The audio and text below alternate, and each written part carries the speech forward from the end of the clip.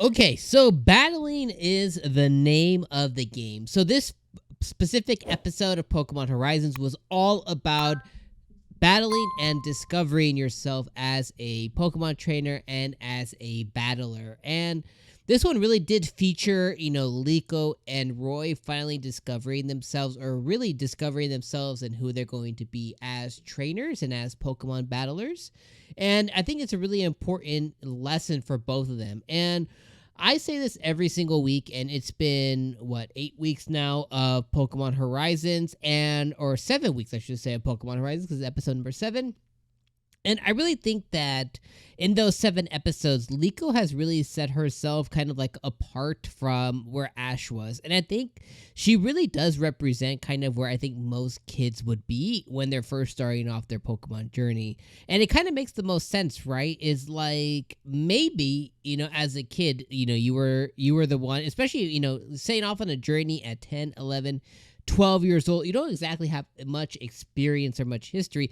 Even if you were like super into Pokemon as a kid, it's like being into dinosaurs or being into butterflies or being into a specific type of animal. You may kind of like know a lot, but once you actually get a hold of it, it's a completely different thing. It's like giving the kid like their first dog, and they have an idea of how to take care of it, how to feed it and do everything, but they tend to forget, they tend to not do it right, they tend to not brush, they tend to not do X, Y, Z, even though they know they should be or shouldn't be doing something. They just simply tend to forget. And I think Liko really represents kind of like what most first Pokemon trainers experience would be like, and that is simply just, having an idea of what battling should be. But when you're in the moment, what do Liko and what do Roy end up doing? They just end up yelling Ember a lot. They end up yelling Leafage a lot.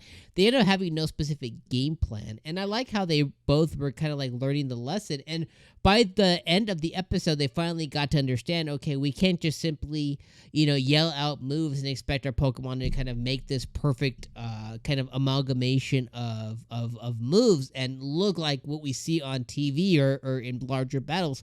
We actually have to pay attention and kind of like be one with the Pokemon. We have to understand, like, okay, this is when you dodge, this is when you move, this is when you attack, this is when you tackle, this is when you follow up, this is when you defend, this is when you guard, this is when you do this, right? And maybe you do a status move, maybe you do something else that's different, right? So by the end of it, you had Liko kind of waking up to this fact first, especially because she's had a little bit more time with Sprigatito. She's had a little bit more time in school, a little bit more time than Roy has. So it makes sense for her to kind of wake up to this notion first of like, okay, I'm going to watch for Coco, I'm going to watch what he's doing. And then she makes her move first, and she, defends first. She's able to kind of be one with Sprigatito first, which all really simply makes sense. And she was able to kind of have Sprigatito kind of like learn a new move, which was Quick Attack. And Sprigatito was able to kind of move around and hit with Coco, and she was able to win her first official battle. And I just think that was a really cool, kind of way to introduce battling, not only to first-time viewers of Pokemon, which there's always going to be a first-time viewer, not only to kids to kind of like teach them a way to kind of like understand on how this works, especially these mechanics that they learned in the anime will definitely translate well into the game. And I think, if you translate this into the game, you're like, okay, they're gonna do tackle, maybe I should do this move, they're gonna do that move. It kind of gets in the back and forth. So I think the game experience translates into the anime and vice versa. So I just really think it's really cool, overall. One thing I was disappointed about just a little bit of this episode, it seems like episode 8 is going to remedy my disappointment, but they introduced Dot at the beginning, and we see a shimmer of purple hair. And we see that the streamer grooming or whatever, which basically is a big Nidorina, who is a streamer and all of that. We see that may actually be the other member on the ship, the other member of the Volticers. And apparently the Volticers have an app, kind of like Discord or Slack, that they use to group chat. I guess you could call it like Line or like Slack or like Discord. They have an app that's just for them that was apparently created by this Dot person who seems to be very computer savvy. The one thing that tripped me up a little bit is they said this person is similar in age to Liko and Roy. They're about 10, 11 years old. So that means that this big streamer that everybody watches it, whatever, is roughly, give or take about 12 years old, which I think is it's a little weird, and I don't like promoting that specific thing because I don't think children should kind of be on the internet in that way, shape, or form that young.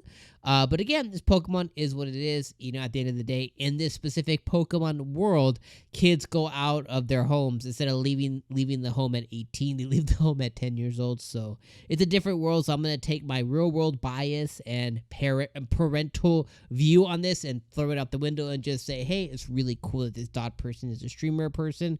My one gripe is that they introduced her early and she really didn't play any really big role in here. Instead of outside of giving a couple of hints, and then they show us next episode is going to have more focus on her. So hopefully we get to meet her and see more about what's going on with this grooming dot character on the ship and what's her whole deal as they make their way to Paldea. But other than that, episode 7 was really good. I like the focus on battling. I like how they did it. I like how they introduced it. And as a person who, if I were to throw away my 25 years of knowledge and say, okay, this is my first adventure, or this is my first dipping of the toe into the Pokemon universe, I think it's a really cool way for them to do it, and it's really easy to grasp and understand, especially for kids who are at the end of the day are the main audience of this show, and I think they did it really well. So let me know what you thought about episode number 7. I love Liko. She is awesome. She's my favorite character.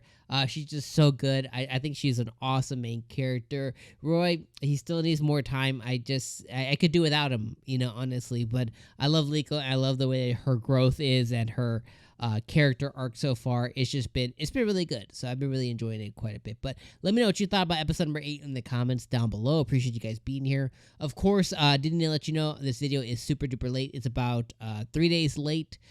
Saturday, Sunday, Monday. Yeah, it's about 3 days late.